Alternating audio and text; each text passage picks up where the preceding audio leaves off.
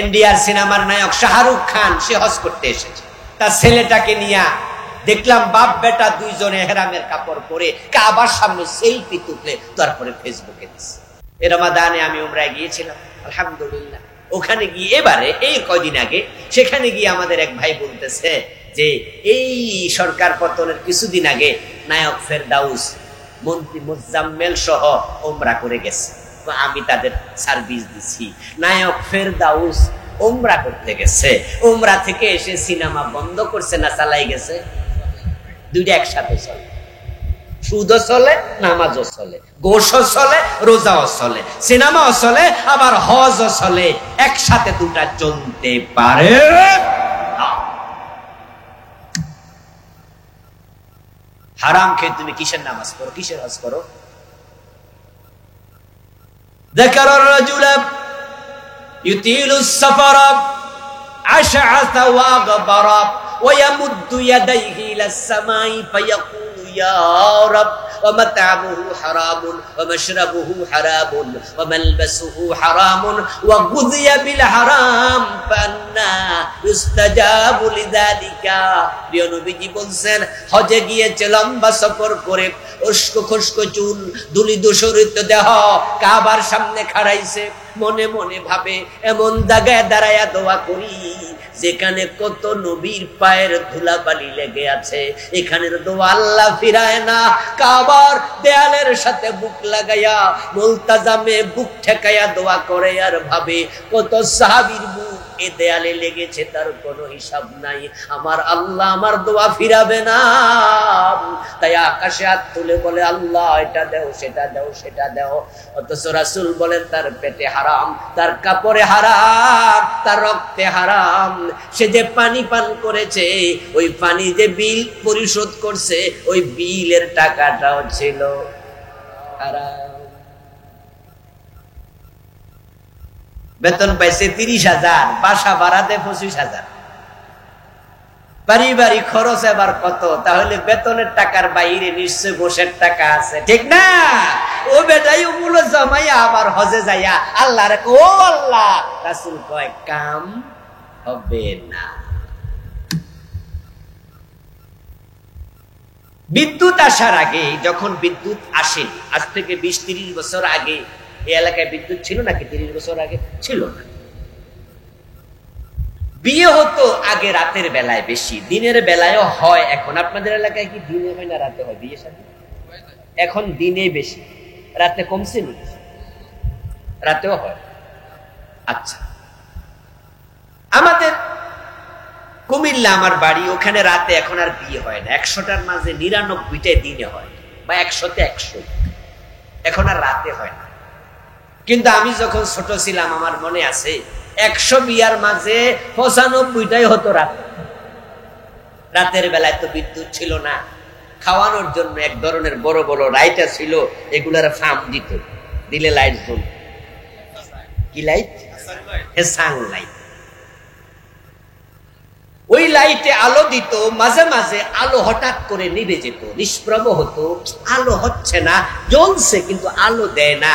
তখন এবার মেকানিক আসতো, আসার পরে ওইটা খুলতো, খুলে কিছু ডলামলা দিলে আবার আলো দিত।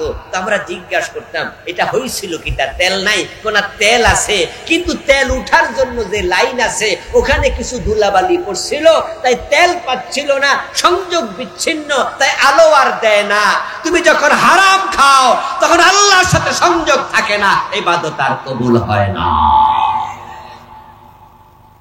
قال رسول الله صلى الله عليه وسلم ان الله طيب لا يقبل الا طيبا। সহিহ মুসলিমের হাদিস। নবীজি বলেন যে আল্লাহ নিজে পবিত্র, তিনি অপবিত্র কিছু কবুল করেন না। হারাম খাইলে 4 নাম্বার আকলুল হারাম, ইবাদত কবুল হওয়া বন্ধ। তবে ঈমানটা যাবে না, 4 নাম্বারটাতে ঈমান যায় না, কিন্তু আমল কবুল বন্ধ। হারাম খাইছেন তো আপনি শেষ, নামাজ রোজা হজ যাকাত দোয়া কিচ্ছু আর। আকলুল হারাম, যে ব্যক্তি হারাম খায় তার আমল আর কবুল হবে না। হারাম খায়, সুদে টাকা লাগায় রাখছে, এমন 2-4 জন আজকের মাহফিলে নাই? ঘুষ খায় এমন অফিসার নামাজি বাংলাদেশে নাই? বোনের হক দেয় না, জোর কইরা ভোগ করে এমন জালেম ভাই এই আশ্বাস আপনাদের শ্যামনগর থানায় নাই? আজকের মাহফিলে হতে পারে এখানে আছে, ওজনে কম দে, মালে বেজাল দে, হারাম খাচ্ছেন, আবার 5 ওয়াক্ত নামাজ পড়ে, ইমাম সাহেবের পিছনে খাড়ায় নামাজ পড়ে, অথচ সুদে টাকা লাগায় রাখছে। قال رسول الله صلى الله عليه وسلم من اشترى ثوبا ب10 دراهم فيه درهم حرام لم يقبل الله له صلاته ما دام عليه। নবীজি সাল্লাল্লাহু আলাইহি ওয়াসাল্লাম বলতেছেন, 10 দিরহাম দিয়ে কাপড় কিনেছো, 9 দিরহাম হালাল, 1 দিরহাম হারাম, ওই কাপড় পরে যতই নামাজ পড়ো আর 1 রাকাত কবুল হবে না। অথচ সুদের টাকা দিয়া পাঞ্জাবি বানায়া গাদ দিয়া নামাজ পড়ে, সুদের টাকা দিয়া যায় নামাজ কিনে এর মাঝে খাড়ায়া নামাজ পড়ে, এমন নামাজি আছে না নাই? আছে। সুদের টাকা দিয়া হজে চলে যায়, সিনেমা হলের মালিক ও বেটা আবার হাজি সাহেব, সিনেমা হলের মালিক আলহাজ, আলহাজ মৌসুমী, আলহাজ শাবনু, আলহাজ ফেরদাউস। আল্লাহ তাআলা বলেছেন, কুল, হে নবী আপনি বলুন, হাল নুনাব্বিউকুম, আমি কি তোমাদেরকে খবর দেব, বিল আকসারিনা আমালা, ওই মানুষের ব্যাপারে যে মানুষগুলো আমলের দিক থেকে ক্ষতিতে নিমজ্জিত, আমি কি তোমাদেরকে তাদের খবর দেব নাকি যারা আমল করার পরেও ক্ষতির মাঝে পড়ে গেছে? কারণ কি, আমল করলো ভালো, ক্ষতির মাঝে কেন পড়লো? আল্লাযীনা দাল্লা সাইয়ুহুম ফিল হায়াতিদ দুনিয়া, আল্লাহ কারণ বর্ণনা করে বলছেন তাদের আমলগুলো দুনিয়াতে হারায়া গেছে, দাল্লা হারিয়ে গেছে, সাইয়ুহুম আই আমালুহুম ফিল হায়াতিদ দুনিয়া, দুনিয়াতে তাদের আমলগুলো ভালো ছিল কিন্তু এগুলো আল্লাহ পর্যন্ত পৌঁছে নাই, তাদের আমলগুলোর কোনো প্রতিদান তারা আল্লাহর কাছে পাবে না। ওয়াহুম ইয়াহসাবুন, অথচ তারা মনে করে, আন্নাহুম ইহসিনুনা সুনআ, তারা ভালো আমল করে চলছে, তাদের আমলগুলো যে হারিয়ে গেল, আল্লাহ পর্যন্ত পৌঁছলো না, কবুল হলো না, এটা তারা বুঝেও না। ও নবী, আপনি উম্মতকে প্রশ্ন করুন, এমন লোকদের খবর আমি দেব নাকি? এই আয়াতে কারিমা দ্বারা বোঝা যায় সকলের নেক আমল কবুল হয় না। অনেক মানুষ আছে যাদের নামাজ কবুল হয় না, রোজা কবুল হয় না, হজ যাকাত কিচ্ছু কবুল হয় না, তারা নেক আমল করছে, ভালো কাজ করছে, এগুলো আল্লাহ পর্যন্ত পৌঁছে না। হাসরের ময়দানে আল্লাহ তাআলার সামনে হাজির হওয়ার পরে তারা দেখবে নেকের আমল নামা এ সাদা কাগজের মতো, একটা আমলও আমল নামাতে নাই, অথচ তারা নামাজি ছিল, তারা ভালো কাজ করেছে, রোজা রেখেছে। আল্লাহর কাছে তারা সেদিন প্রশ্ন করবে, আল্লাহ আমি তো নামাজি মানুষ ছিলাম, কিন্তু আমার আমল নামা খালি কেন? আমি তো 17 মাসেও রোজা ভাঙি নাই, আমার আমল নামা খালি কেন? আল্লাহ তাআলা তখন বলবেন, বান্দা তুই কি সূরা কাহাফের 103, 104 এই দুটি আয়াতে কারিমা পড়িসনি? সেখানে তো আমি বলেছি কিছু মানুষ আছে, আল্লাযীনা দাল্লা সাইয়ুহুম ফিল হায়াতিদ দুনিয়া, তাদের নেক আমলগুলো দুনিয়াতে বাতিল হয়ে গেছে, হাবিতাত আমালুহুম, আমল শেষ, তুই তাদের একজন। ওই লোকটা তখন আল্লাহ তাআলাকে প্রশ্ন করবে, আল্লাহ আমার অপরাধটা কি? প্রত্যেকটা মানুষের দুনিয়া যত কাজ করছে, কথা বলছে, সব সংরক্ষণ করার জন্য তাদের গর্দানে আমল নামা আছে না নাই? وَكُلَّ إِنسَانٍ أَلْزَمْنَاهُ طَائِرَهُ فِي عُنُقِهِ وَنُخْرِجُ لَهُ يَوْمَ الْقِيَامَةِ كِتَابًا يَلْقَاهُ مَنشُورًا اقْرَأْ كِتَابَكَ كَفَى بِنَفْسِكَ الْيَوْمَ عَلَيْكَ حَسِيبًا। আল্লাহ তাআলা বলেন, আমি দুনিয়ার প্রতিটা মানুষের গর্দানে তার পৃথিবীর যত কাজ, যত কথা, যত কর্ম সে করবে সবটা রেকর্ড করার জন্য আমি ক্যামেরা ঢুকাই দিছি। ফি উনুকিহি, তার গর্দানে আমি মেমোরি কার্ড ঢুকাই দিছি। সে যা বলছে, যা করছে সব রেকর্ড হয়। সেটা আমি কিয়ামতের দিন বের করব। ওয়া নুখরিজু লাহু ইয়াউমাল কিয়ামা কিতাবা, বই আকারে বের করব, তার সামনে ধরাইয়া দেব, পড়ো। সে আল্লাহকে জিজ্ঞাসা করবে, আল্লাহ আমি তো নামাজি ছিলাম, রোজাওয়ালা ছিলাম, তো 5 ওয়াক্ত নামাজ পড়ে, রমাদানে রোজা রাখে, হজও করেছে, অথচ আল্লাহর জমিনে আল্লাহর আইন কায়েম করতে হবে। এই কথা শুনলে চেহারা কালো হয়ে যায়।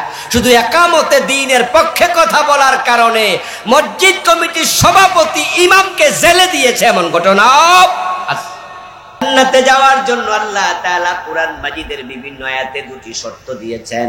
একাধিক আয়াতে আল্লাহ বলেছেন, বারবার বলেছেন, ইন্নাল্লাযীনা আমানু ওয়া আমিলুস সালিহাতি লাহুম জান্নাতুন তাজরি মিন তাহতিহাল আনহার ইন্নাল্লাযীনা আমানু ওয়া আমিলুস সালিহাতি কানাত লাহুম জান্নাতুল ফিরদাউসি নুজুলা। যারা ঈমান আনবে এবং নেক আমল করবে তাদের জন্য জান্নাত। তো যার ঈমান নাই তার জন্য জান্নাত আছে? জান্নাতে যাওয়ার জন্য শর্ত দুটা, একটা হলো ঈমান আর একটা নেক আমল। ঈমান হলো 1 নাম্বার, নেক আমল হলো 2 নাম্বার। ঈমান হলো 1, নেক আমল হলো ডান পাশের শূন্য। যদি 1 না থাকে, শূন্যের দাম। যারা অঙ্ক বোঝেন তারা একটু আমার সাথে জবাব দিয়ে, যদি আপনার 1 থাকে, 1-এর ডানে একটা শূন্য দিলে কত হবে? কথা বলেন না, কত? 2টা দিলে, 3টা দিলে, এইভাবে যদি শূন্য দিতে থাকেন মান বাড়বে না? কিন্তু একটা মুছে দিলে সব জিরো, সব শেষ। হাসরের ময়দানে কত নামাজি, কত রোজাওয়ালা, কত হাজি, কত গাজী আল্লাহর সামনে গিয়ে বলবে, প্রভু আমি তো নামাজি ছিলাম, রোজাওয়ালা ছিলাম, কিন্তু আমল নামা কেন শূন্য, কেন খালি?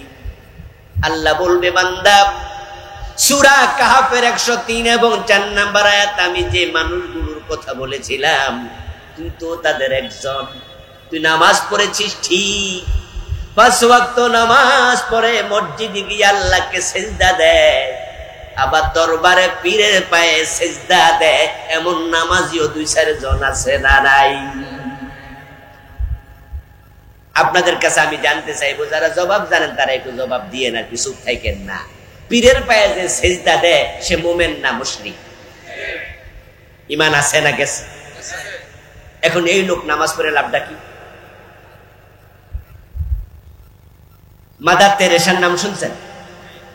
মাদার তেরেসা শান্তিতে নোবেল বিজয়ী একজন সমাজকর্মী। উনার বাড়ি ছিল ইউরোপে, উনি চলে এসেছেন ইন্ডিয়া, মারাও গেছেন ভারতেই। ও মহিলা ছিল খ্রিস্টান, তিনি বিয়ে করেননি জীবনে।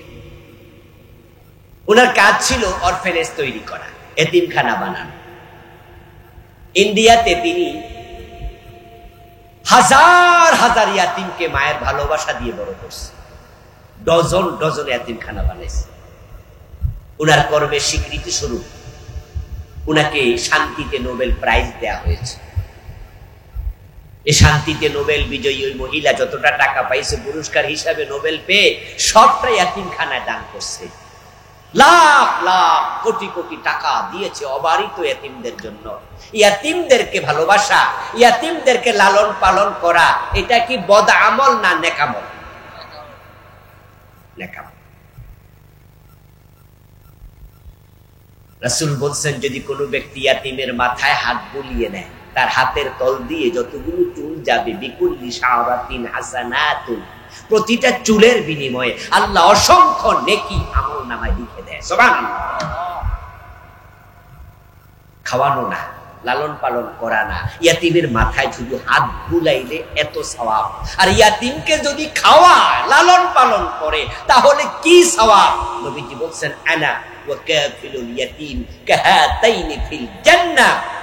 ইয়াতিমের লালন পালনকারী এবং আমি নবী মুহাম্মদ, আমরা পাশাপাশি জান্নাতে থাকব।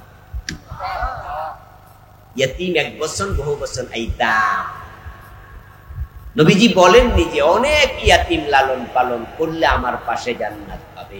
এক বছরের শব্দ বলছেন, আনা ওয়া কাফিলুল ইয়াতিমি কাহাতাইনি ফিল জান্নাহ, যে একজন ইয়াতিমকে লালন পালন করবে, সে এবং আমি এরকম পাশাপাশি জান্নাতে থাকবো। মাদার তেরেসা তো শত শত হাজার হাজার ইয়াতিম পেলেছে, জান্নাত পেয়েছে? পাবে? সম্ভাবনা আছে? তার আমলনামায় নেক লেখা হয়েছে, কারণ মাদার তেরেসার ঈমান নাই। وقالت النصارى المسيح ابن الله। কুরআন মাজিদে আল্লাহ তাআলা বলেছেন, যারা খ্রিস্টান তারা সবগুলো মুশরিক, কারণ তাদের আকীদা হলো নবী ঈসা আল্লাহর ছেলে। নাউজুবিল্লাহ পড়েন না ভাইয়েরা? আল্লাহর কোন ছেলে আছে?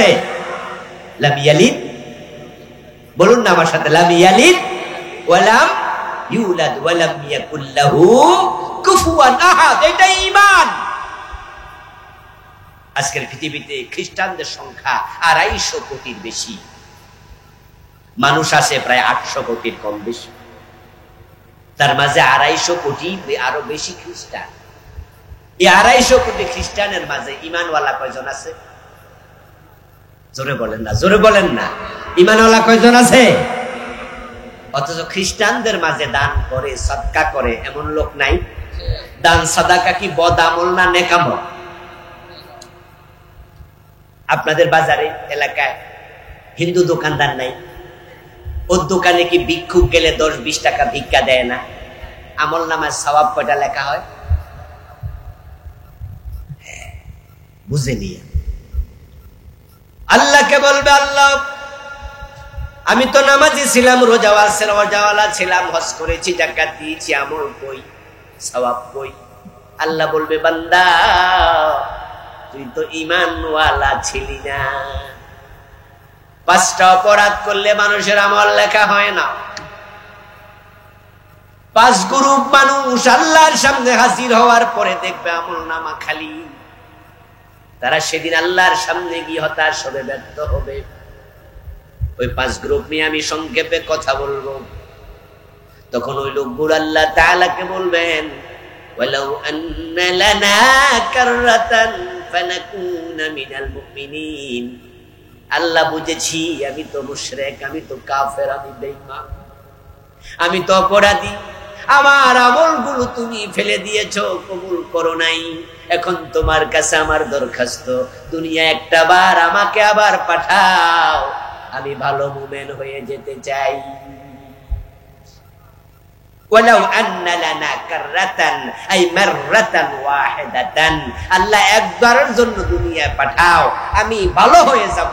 আপনাদের কাছে আমার জিজ্ঞাসা, আবার দুনিয়া আসার সম্ভাবনা আছে তো? সেদিন বুঝবে, কিন্তু এই বুঝের কোনো মূল্য আর নাই। তাই আল্লাহ তাআলা বলছে, ও নবী আপনি উম্মতকে বলুন, আমি কি তাদের খবর দেব নাকি? এর মানে কি দাঁড়ালো? যেই মানুষগুলো ব্যর্থ হবে, আমল হারিয়ে যাচ্ছে, তাদের খবর আল্লাহ নবীর মাধ্যমে আমাদেরকে দিতে চায়।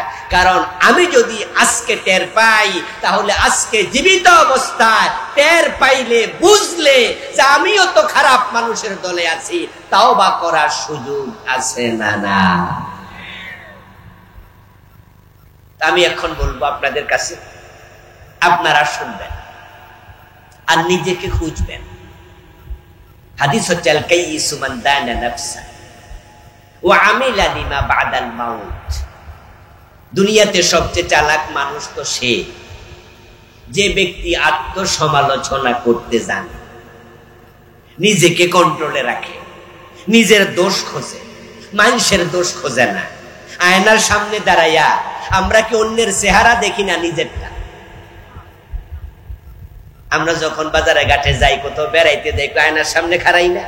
খাড়াই কারণে যে আমার কোন জায়গায় ময়লা লেগে আছে কিনা, আমার দাঁতের কোনায় ময়লা আছে কিনা, চুলগুলো এলোমেলো কিনা, দাড়িগুলা পরিপাটি কিনা। কারণ যদি আমি এই ময়লা দাঁত লইয়া বাহিরে যাই, মানুষ দেখলে আমার খারাপ কথা বলবে। এই জন্য আমি নিজের প্রবলেমটা সলভ করার জন্য আয়নার সামনে দাঁড়াই।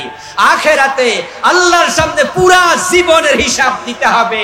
তাই আত্মসমালোচনা, নিজের দোষ খোঁজো, নিজে তাওবা করো, তাহলে দুনিয়ায় যে হিসাব করে আখেরাতের হিসাব আল্লাহ সহজ বানিয়ে দেয়। আমরা নিজেকে খুঁজবো আজকে, অন্যকে খোঁজা দরকার নাই। হাসিবু আনফুসাকুম কাবলা আন তুহাসাবু ওয়া জিনু আনফুসাকুম কাবলা আন তুজানু। ফারুক আজম ওমর রাদিয়াল্লাহু তাআলা আনহু বক্তব্য।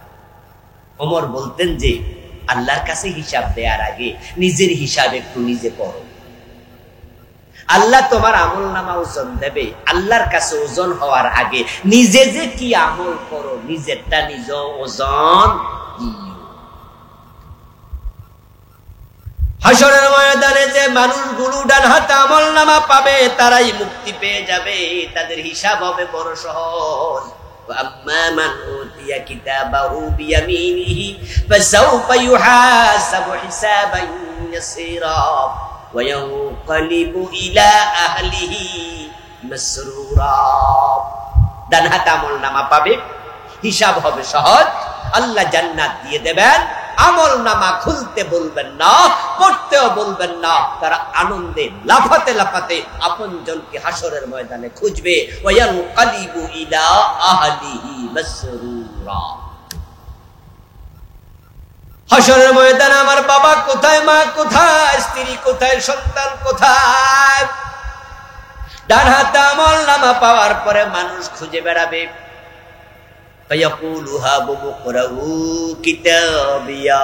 অন্য আয়াতে কারিমে আল্লাহ বলেন, সামনে আপনজন পাওয়ার পরে নিজের আমল নামাটা খুলে দিয়ে বলবে, দেখো আমার আমল নামা কত সুন্দর হয়েছে। আল্লাহ আমার ডান হাতে আমল নামা দিয়েছেন, আমাকে জান্নাতে যাওয়ার জন্য অলরেডি ঘোষণা করে দিয়েছেন। তখন আপনজনেরা প্রশ্ন করবে, এত সুন্দর আমল নামা তোমার কেন হলো, কারণটা কি? তখন সে জবাব কি দেবে সেটাও কোরআনে আল্লাহ বলে দিয়েছেন। সে জবাব দিয়ে বলবে, ইন্নী যানানতু আন্নী মুলাকিন হিসাবিয়া। সে জবাবে বলবে, আমি দুনিয়া এটা বিশ্বাস করে চলতাম যে প্রতিটা কাজের জন্য আল্লাহর কাছে আমাকে জবাব দিতে হবে, হিসাব দিতে হবে, তাই আমি হিসাব করে চলছি। দুনিয়ায় যারা হিসাব করে চলে, আখিরাতের হিসাব আল্লাহ সহজ করবে। তাহলে আজকে আমার আলোচনার উদ্দেশ্য অন্যের দোষ ধরা না, নিজের দোষ খোঁজা। অন্যের হিসাব না, নিজের হিসাব। 5টি কারণে মানুষের আমল কবুল হয় না, বাতিল হয়ে যায়। 1 নাম্বার কুফর। আমার সাথে সবাই দয়া করে বলুন, এলেম বাড়িত নিয়েন, ওয়াজের মাঠে ওয়াজ রেখে যাইয়েন না। ছোট্ট ছোট্ট বালিকণা, বিন্দু বিন্দু জল গড়ে তোলে মহাদেশ সাগর অত। এই যে মৌমাছি, আমরা বাসা কাটি, মৌচাক ভাঙ্গি, 1.5 কেজি 2 কেজি 5 কেজি মধু হয়, এমন মৌচাক আছে। যে মৌমাছিগুলো মৌচাকে মধু জমালো 3, 4, 5 কেজি, ওই মৌমাছির মুখের যে ছোট্ট জায়গা, এখানে কি 1 ফোঁটাও জায়গা হয়নি একসাথে? 1 ফোঁটা মধু জায়গা জমা করতে হে মনে 500 ফুলে গেছে। তার ঠোঁট এত ছোট, বিন্দু বিন্দু আনছে, কিন্তু জমা করতে করতে 3 কেজি হয়ে গেছে। মাহফিলগুলোতে আসবেন, কিছু কিছু শিখবেন, কলবে জমা করবেন, এক পর্যায়ে দেখা যাবে আপনার কলবটাও এলেমে পরিপূর্ণ হয়ে যাবে। বলছিলাম প্রিয় ভাইয়েরা, পাস হবে যাদের আমল কবুল হয় না, বাতিল হয়ে যায়। এক নাম্বার অপরাধের নাম কুফর।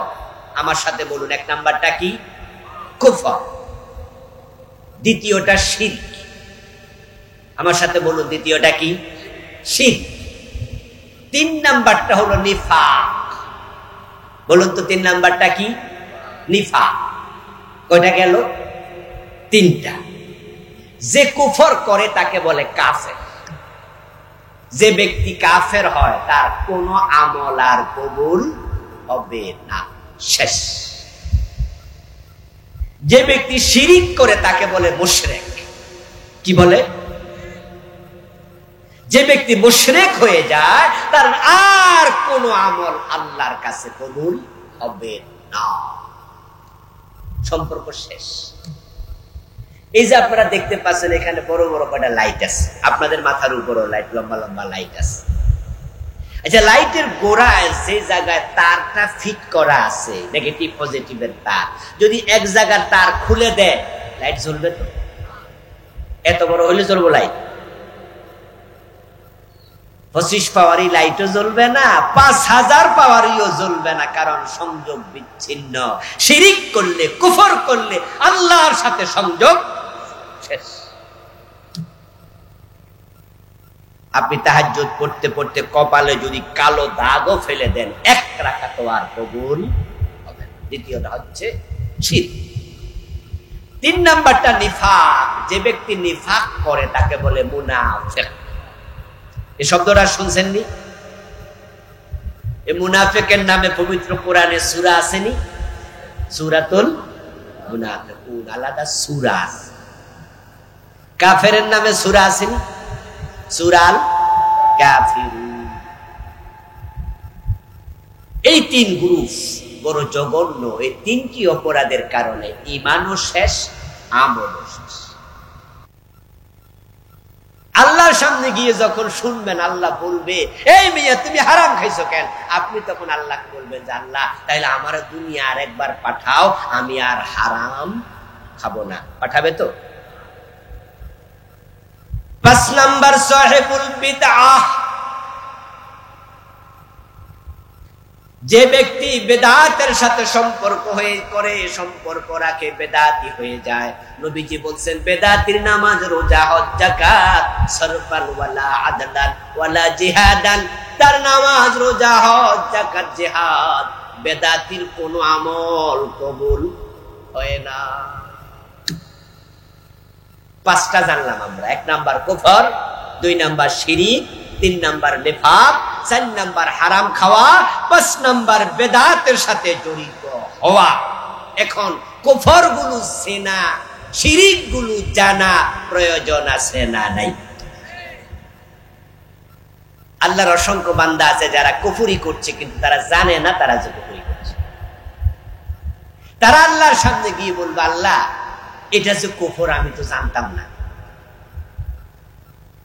আর মনে মনে আমাদের দেশের লোকেরা কিভাবে জানেন? আমি দেখেছি ছোটকালে চা দোকানে বসে তো সকালবেলা নাস্তা পানি করতাম, যদি এখন আর চা দোকানে বসা হয় না তেমন, কিন্তু চা দোকানে দেখতাম গল্প করতে করতে অনেকে কইতো, হুজুররা জানেও বেশি, হুজুরদের হিসাবও হইব বেশি, আর আমরা জানিও কম, হিসাবও কম।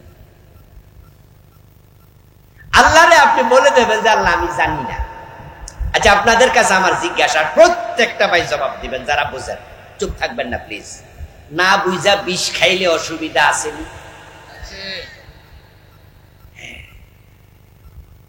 এটা যে বিষ আপনি জানেন না কিন্তু খাইয়ালা, কোন অসুবিধা নাই, ঠিক না?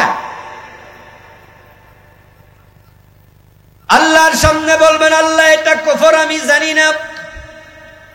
আর আল্লাহ বলবেন, তাই বুঝি যাও জান্নাতে ঢুকে যাও, যেহেতু জানো না তোমার সব মাপ। এত সোজা জান্নাত, এত মাগনা। বরং এলেম শিক্ষা করা নফল না ফরজ? জানাটা নফল না ফরজ? কোরআনের যত মেসেজ আল্লাহ দিয়েছেন, 1 নাম্বার মেসেজ ছিল ইকরা বিসমি রাব্বিকাল্লাযী খালাক। পড়ো তোমার রবের নামে। তা আপনাকে পড়তেই হবে।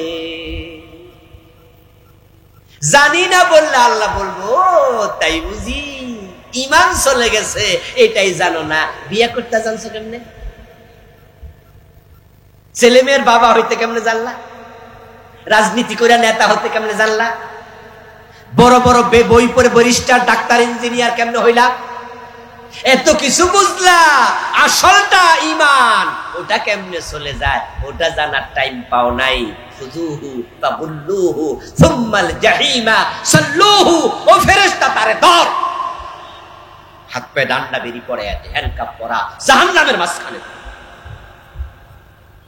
জালেম, তোর 70 বছর 60 বছর হায়াত দিছি, চোখ দিছি, কান দিছি, বিবেক দিছি, এলেম দিছি, নাইট্রোজেন, কার্বন ডাই অক্সাইড, যা দরকার অক্সিজেন সব দিছি, সাথে দিছি কোরআন। এটা পড়ার মতো সুযোগ তোর হয় নাই। জানতেই হবে আপনাকে, জানি না এটা বলা যাবে না। ইসলাম মূর্খের ধর্ম না। তলাবুল ইলমি ফারিদা আলা কুল্লি মুসলিম, না কুল্লি হুজুর, কুল্লি আলেম।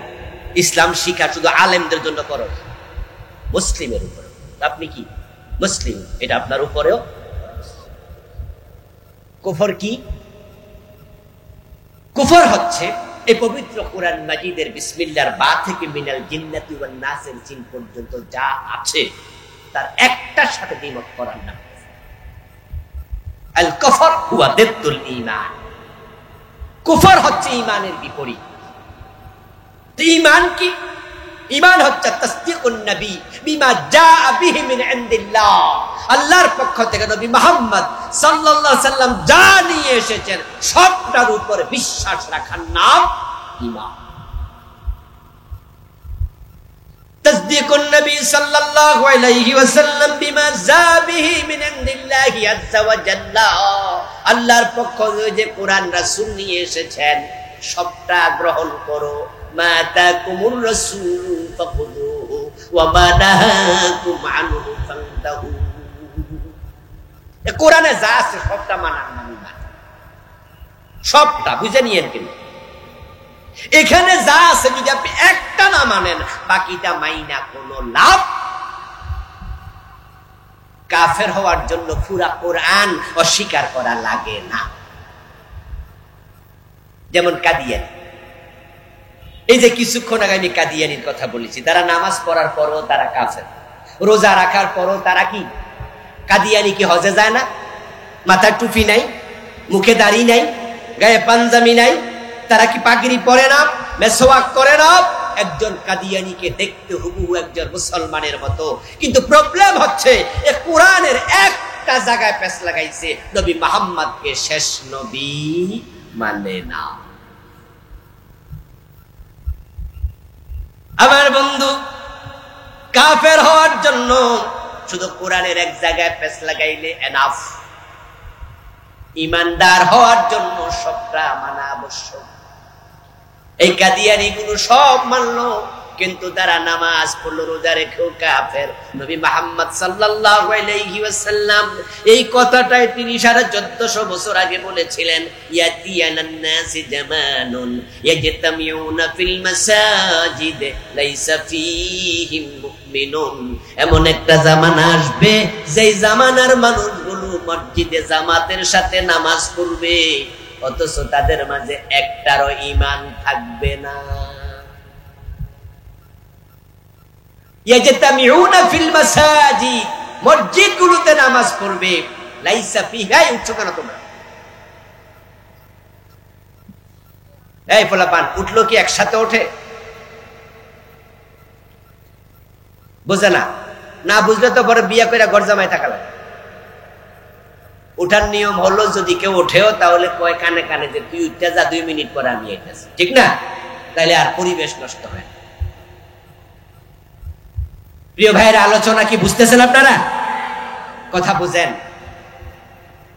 এমন জামানা আসবে মানুষেরা জামাতের সাথে নামাজ পড়বে কিন্তু একটারও ঈমান থাকবে না। ঈমান যে নাই সেটা বুঝবেই না। সে অবস্থাটা বেশি হবে কিয়ামতের আগে।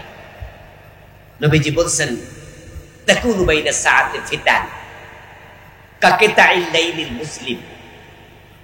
কিয়ামতের আগে এত ফিতনা আসবে, সূর্য ডুবে গেলে চারদিক থেকে যেমন অন্ধকার খেয়ে আসে, কিয়ামতের আগে পৃথিবীর চারদিক থেকে কুফরির ফিতনা, শিরকের ফিতনা, নিফাকের ফিতনা এমন বেশি বের হবে, ইসবিহুর রাজুলু মুমিনান ফায়ুমসি কাফিরা। ওই ফিতনার জামানায় মানুষগুলো সকাল বেলায় মুমিন থাকবে, সন্ধ্যা বেলায় কাফের হয়ে যাবে।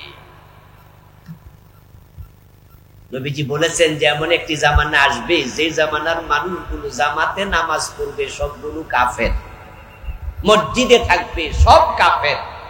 রাসূলের এই হাদিসটা তিনি 1450 বছর আগে বলছেন, কিন্তু বাংলাদেশে এটা এখন বাস্তব। কাদিয়ানীদের মসজিদে গেলে আপনি দেখতে পাবেন ইমামও কাদিয়ানী, মুয়াজ্জিনও কাদিয়ানী, মুসল্লিও কাদিয়ানী। জামাতে নামাজ পড়লো 30 জন 40 জন। বলুন তো তাদের মাঝে মুমিন কয়জন? লাইসা ফীহিম মুমিন, একজন। তাদের অপরাধ কয়টা? উত্তর হলো একটা, তারা নবী মুহাম্মদকে শেষ নবী মানে নাই। বাকিটা মেনে লাভ কি? ইবলিস শয়তানের ব্যাপারে সকলের কনসেপ্ট আছে, তাকে আমরা শত্রু মনে করি, দুশমন মনে করে আল্লাহর কাছে তার থেকে আশ্রয় চাই, আউযু বিল্লাহি মিনাশ শাইতানির রাজিম বলে দোয়া করি। আপনাদের কাছে আমার জিজ্ঞাসা, ইবলিস শয়তান কি মুমিন না কাফের? ইবলিস কি মুমিন না কাফের? সে আল্লাহর কয়টা কথা শুনে নাই? মাশাআল্লাহ, জোরে বলেন কয়টা? কাফের হওয়ার জন্য কি বেশি অপরাধ লাগে? এই এক কান করছিল এতে। ইবলিসকে আল্লাহ বলেছিল আদমরে সিজদা করো, সে করে। আল্লাহ প্রশ্ন করেছিল মা মানাআকা আল্লা তাসজুদা ইয আমারতুকা, ও ইবলিস সে সিজদা করতে বলেছিলাম কেন করলি না? সে যদি বলতো সরি তাহলে ঈমানটা যেত না। সরি বলছিল, সরি বলছিল। দেখেন, সে অহংকার করে বলেছিল খালাকতানি মিন নার ওয়া খালাকতাহু মিন তিন আনা খায়রুম মিনহু, আমি আদমকে কেন সিজদা করব? আমি তো আদমের চেয়ে সেরা। তাকে বানিয়েছো মাটি থেকে, আমাকে বানিয়েছো আগুন থেকে। সে আল্লাহকে বুঝাচ্ছে কি দিয়া বানাইছে, অথচ তারে বানাইছে কে? সে মায়ের কাছে গল্প করে কার বাড়ি? না না,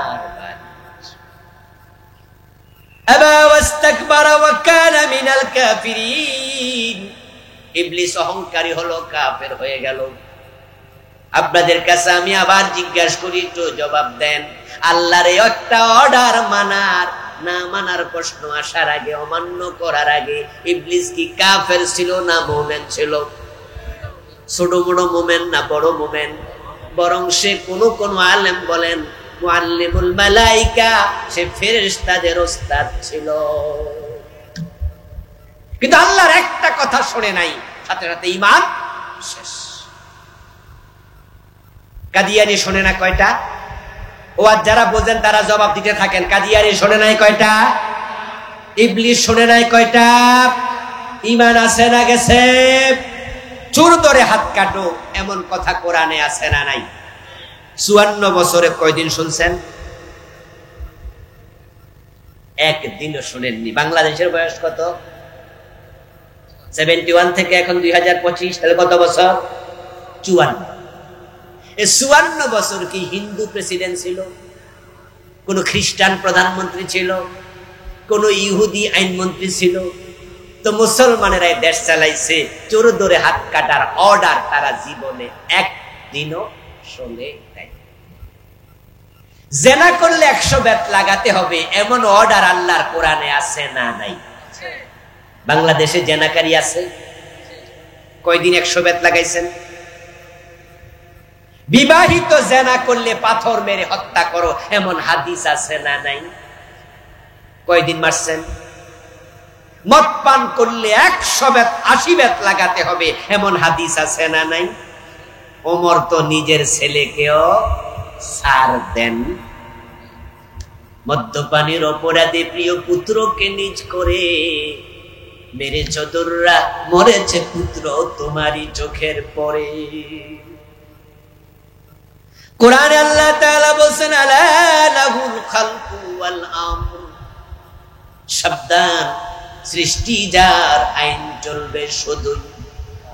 কে বলেছেন? চিৎকার দিয়ে বলেন না, কে বলেছেন? এবার আপনাদের কাছে আমি আবার প্রশ্ন করি, জবাব দেন। সৃষ্টি কার? আরো জোরে বলেন, কার? আইন চলবে কার? চলছে কি আল্লাহর আইন না ব্রিটিশের আইন? তো আল্লাহর আইন না মানলে ঈমান থাকবে? আল্লাহর আইন কাদিয়ানি মানলো না একটা, তাদেরকে আমরা সবাই মিলে ফতুয়া দিয়ে তোরা কাফের। ইবলিস মানলো না একটা, তাকে আমরা সবাই মিলে কই তুই কাফের। আমরা আল্লাহর আইন বাংলাদেশে রাষ্ট্রীয় জীবনে কয়টা মানি না? একটা না বেশি? 3-4টা না আরো বেশি? 10-20টা না আরো বেশি? তো হেরা কাফের হইলে আমনের খবরটা কি? আত্মসমালোচনা দরকার আছে না নাই? আজকের ওয়াজ আত্মসমালোচনার ওয়াজ। সুতরাং ঈমান যদি রক্ষা করতে চান, আল্লাহ ছাড়া কারো আইন মানা যাবে না, যাবে না। ইনিল হুকমু ইল্লা লিল্লাহ, কোরআনের আয়াত। আল্লাহ ছাড়া কারো আইন চলবে না। এই 54 বছরের বাংলাদেশে আল্লাহর আইন একদিনও চলে নাই। এই ওয়াজগুলো যখন আমরা করি, তখন আমাদের দেশের কিছু কিছু অতি বুদ্ধিমান ভাইয়েরা বলে, হুজুর আচ্ছা আল্লাহর আইনের ওয়াজ করতেছেন, বাংলাদেশে আল্লাহর আইন 54 বছরে হয় নাই, ভবিষ্যৎ হইব না, এত সোজা না, এ দেশের মানুষ বালা। তো কি করতে হইব? নামাজ রোজার ওয়াজ করে, এটাই লাভ। তারপরে নামাজ পড়ে। আচ্ছা আমি বলি, আল্লাহর আইন মানার চিন্তা যদি না থাকে, কুফরি থাকে, নামাজ পড়ে লাভটা কি? ঈমান আগে না আমল আগে? জোরে বলেন, ঈমান আগে না আমল আগে? বাংলাদেশে আল্লাহর আইন হলো কি হলো না, কবে কায়েম হবে এটা আমিও জানি না। আল্লাহর আইন আমি ওয়াজ করলে কালকে কায়েম হয়ে যাবে এত সোজা না, এটা আমিও বুঝি। এরপরে ওয়াজ একটা কারণে করি, আমি জানি আল্লাহর আইন পরিপূর্ণ মানতে যারা রাজি হয় না তারা বেঈমান হয়ে যায়। আমরা বেঈমান হয়ে মরতে চাই না।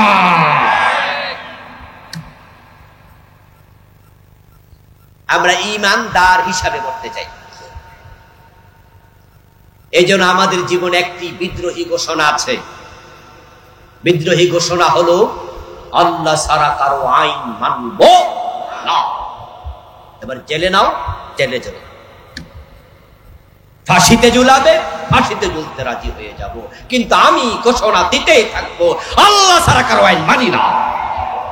এটা ঈমান। এর বিপরীতে যাবেন কুফর। এখন কি কি কুফর বাংলাদেশে আছে এ নিয়ে আমি বই লিখেছি। আমি 8টা বই লিখছি আলহামদুলিল্লাহ। তার মাঝে এই বইটার নাম দিয়েছি আমি ঈমান, কুফর ও নিফাক।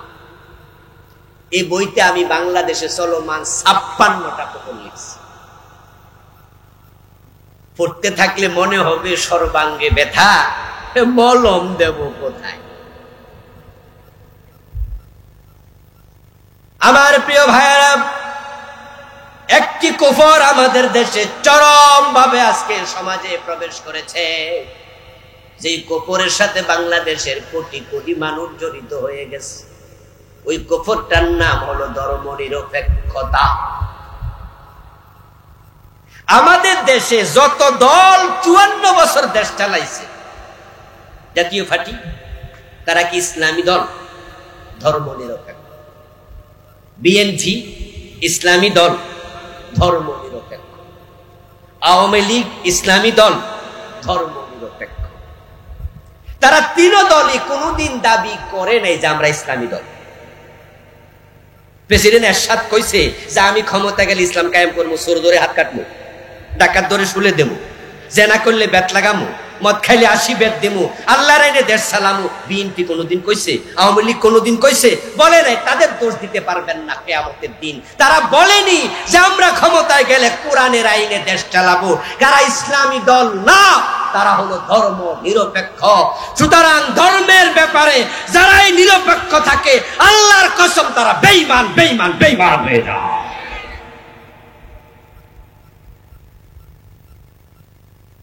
এটা কুফরি মতবাদ।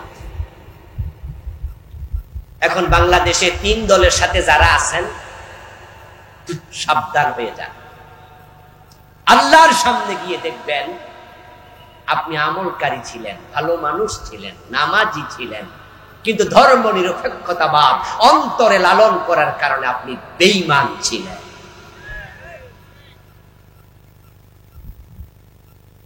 আমার এই কুফর নামক বইতে আমি সেকুলারিজম, ধর্ম নিরপেক্ষতাবাদের সংজ্ঞা এনেছি।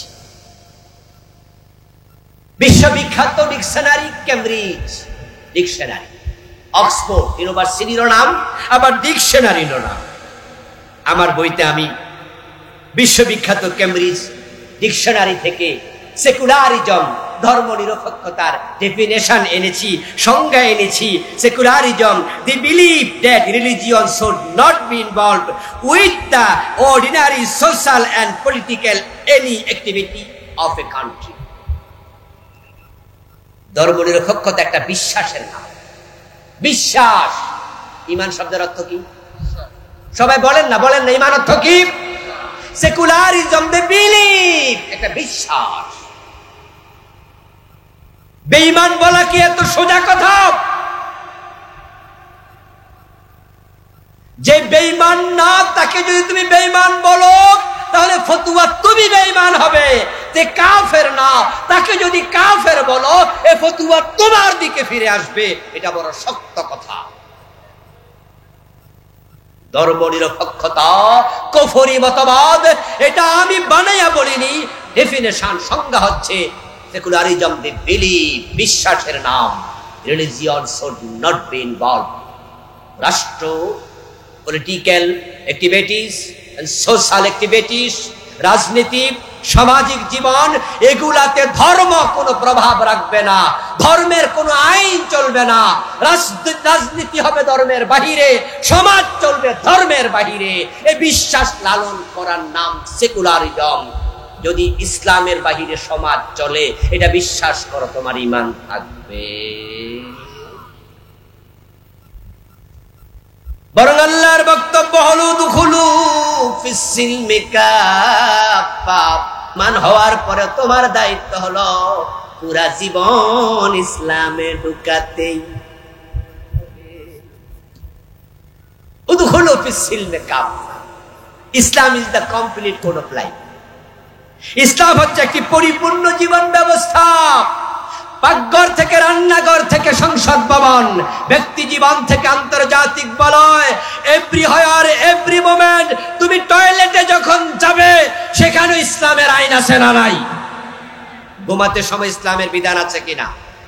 খাওয়ার সময় আছে, কথা বলার সময় আছে, চুল কাটার সময় আছে, নখ কাটার সময় ইসলাম আছে, থুতু ফেলার সময় ইসলাম আছে, স্ত্রীর বিছানায় যাবে সেখানে কেমনে যাবে, কোন দোয়া পড়বে, ইসলাম আছে। এবার রাষ্ট্র চালাবে, পলিটিক্যাল অর্গানাইজেশন, রাষ্ট্রীয় জীবন ইসলাম থাকবে না। তো নবী মুহাম্মদ কি রাষ্ট্রপ্রধান ছিলেন না? মদিনায় তিনি 10 বছর রাষ্ট্র চালাইছে ইসলাম। আর সেকুলারিজম বলে না, পলিটিক্যাল লাইফে, রাজনৈতিক জীবনে ইসলাম লাগবে না, বিশ্বাস করো। ইন্না লিল্লাহ বলে। আবু বকর খলিফা ছিলেন, কথা বলেন না কেন? ওমর খলিফা ছিলেন, ওসমান খলিফা ছিলেন, আলী রাদিয়াল্লাহু তাআলা আনহু খলিফা ছিলেন। 4 খলিফা 30 বছর কোরআন দিয়ে দেশ চালিয়েছে। নবী মুহাম্মদ 10 বছর কোরআন দিয়ে দেশ চালিয়েছে। মুসলমান 54 বছর ক্ষমতা। তোমরা কোরআন দিয়ে চালাও না, বিশ্বাসও করো না, তাই তোমাদেরকে বেঈমান না বলে কোনো উপায় নেই।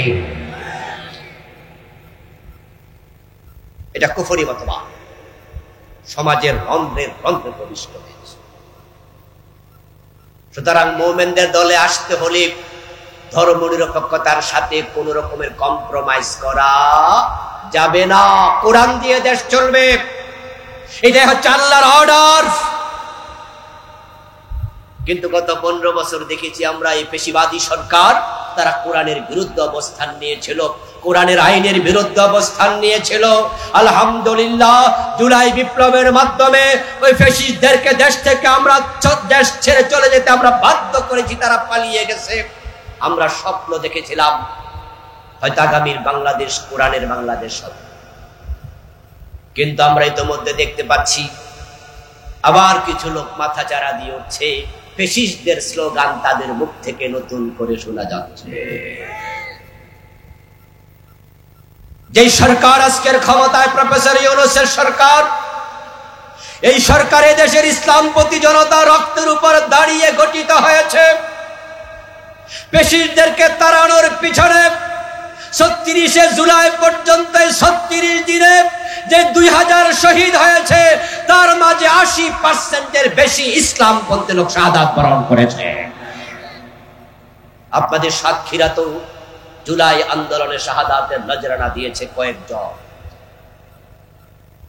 কিন্তু আমাদের রক্তের উপর দাঁড়ানো এই সরকারের উপদেষ্টাদের মাঝে একটার নাম মাহফুজ আলম। এই মাহফুজকে আমরা গত দুদিন ধরে দেখতে পাচ্ছি উন্মাদের মতো আচরণ করছে, একটা সাইকো রোগীর মতো আচরণ করছে, এবং সে তার ফেসবুকে নির্দিষ্ট দলের নাম ধরে ওই দলের কুৎসা করছে, উল্টা পাল্টা হুমকি ধমকি দিচ্ছে। সে বলছে বাংলাদেশে নাকি ইসলামী রাষ্ট্র কোনোদিন হবে না, ধর্মভিত্তিক রাষ্ট্র নাকি হতে পারে না, এটা নাকি হতেই পারে না। ইন্ডিয়ার এক সাক্ষাৎকার দিয়েছে এক সাংবাদিকের সাথে, এ মাহফুজ আলম বলেছে ধর্ম দিয়ে রাষ্ট্র চলে না, এই কথার কারণে কুফরি হয়েছে, তাকে নতুন করে ঈমান আনা লাগবে। এটা কুফর, তার চিন্তাটা কুফর। সরকারের উপদেষ্টার চেয়ারে বসে দলীয় রাজনৈতিক বক্তাদের মতো বক্তব্য দিয়ে মাহফুজ তার শপথ লঙ্ঘন করেছে। এই সরকারের নারী বিষয়ক একটি আপনার উপদেষ্টা কমিটি থেকে কমিশন তৈরি করা হয়েছে, নারী অধিকার সংস্কার কমিশন। ৩13-14 পৃষ্ঠার লম্বা একটি রিপোর্ট তারা দিয়েছে। ওই নারী কমিশনের রিপোর্টের প্রায় প্রতিটা পাতায় কোরআন এবং ইসলামের সাথে উপহাস করেছে। পতিতাদেরকে নাকি যৌনকর্মী স্বীকৃতি দিতে হবে, তারা নাকি কর্মী, শ্রমিক, তাদেরকে শ্রমিকের স্বীকৃতি দিতে হবে। যারা পতিতা, জেনা করে, ব্যভিচার করে, এই পতিতা বৃত্তি, জেনা এটা কর্ম না অপকর্ম, কাম না আকাম, তো এটাকে কিভাবে শ্রমিকের স্বীকৃতি দেবে? তারা বলছে শ্রম দিচ্ছে। তো যদি জেনা করতে শ্রম লাগে, চুরি করতে লাগে না? তো কয়দিন পরে চোরেরাও তো বলবে যে আমাদেরকে শ্রমিকের অধিকার দেয়। যারা ডাকাতি করে, ডাকাতি করতে কি কষ্ট হয় না? বরং জেনা ব্যভিচার যারা করে তাদের সে ডাকাতিতে ঝুঁকি কম না বেশি? তাহলে কয়দিন পরে ডাকাতরাও তো বলবে যে আমাদেরকে কর্মীর অধিকার দেন। দেশটাকে জাহেলিয়াতের দিকে নিয়ে যাওয়ার ষড়যন্ত্র চলছে। ইতিমধ্যে হেফাজতে ইসলাম বিশাল সমাবেশ করেছে এই নারী অধিকার কমিশনের রিপোর্টের বিরুদ্ধে। জার্মানের পিসাব সেমিনার করেছে। আমরা গত পরশুদিন প্রেস ক্লাবে সেমিনার করেছি। আলেম ওলামারা সবাই মিলে ঐক্যবদ্ধভাবে এই বস্তাপচা নারী অধিকার বিষয়ক কমিশনের রিপোর্টকে প্রত্যাখ্যান করেছে। কোরআন হাদিসের বিরুদ্ধে কোন রকমের রিপোর্ট বাংলাদেশে গ্রহণ করা হবে না, এটাকে ডাস্টবিনে ফেলে দিতে হবে।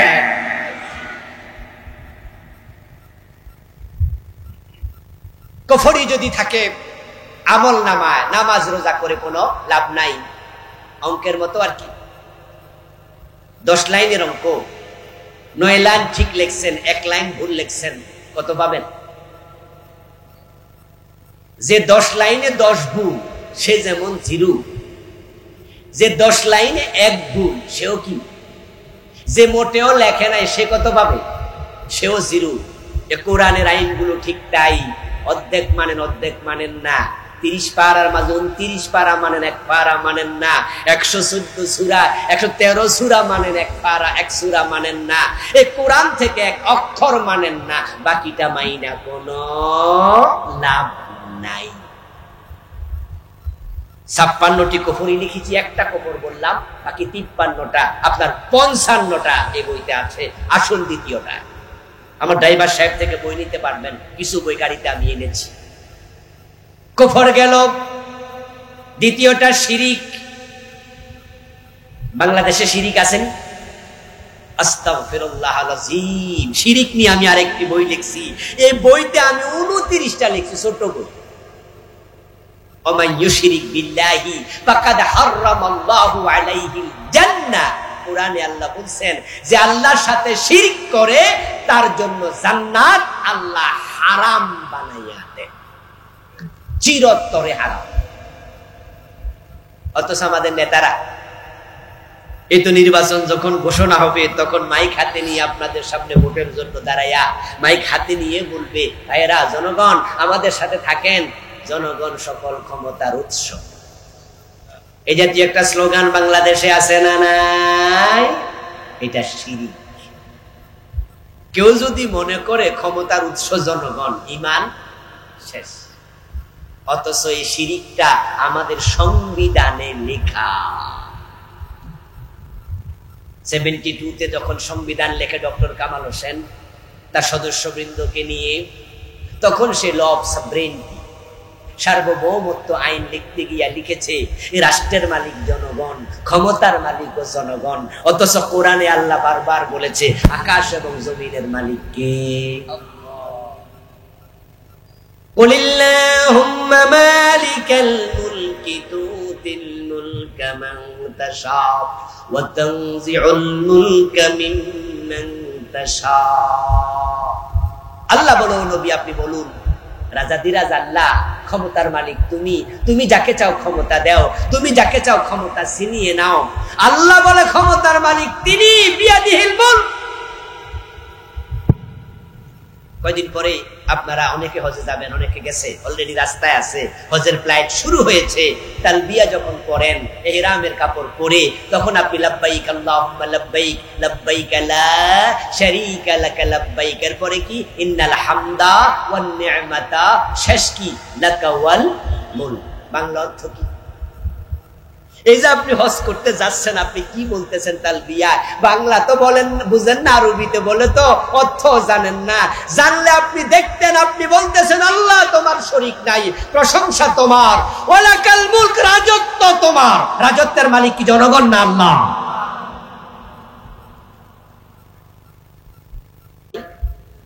খালেদা জিয়া করে নাই, এরশাদ সাহেব করে নাই, তো তারা কি তালবিয়া পড়ে নাই? তালবিয়ার মাঝে কি বলছে? লাকাওয়াল, রাজত্ব কার? বলে না মানুষ ভাই, বলে না রাজত্ব কার? অথচ তারা বলতেছে জনগণ সকল ক্ষমতার মালিক।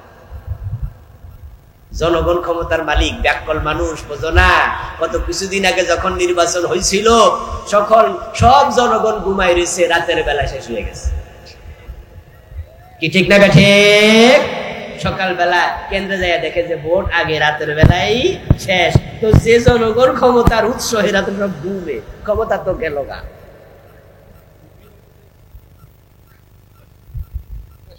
আল্লাহ বুঝাইয়া দিছে যে জনগণের হাতে ক্ষমতা নাই, তিনি যাকে চায় ক্ষমতা দেয়। এই কথা যে কত সত্য, প্রফেসর ইউনূসের দিকে তাকাও, এই বেটা কল্পনাও কোনোদিন করে নাই যে বড় চেয়ারে বসবে।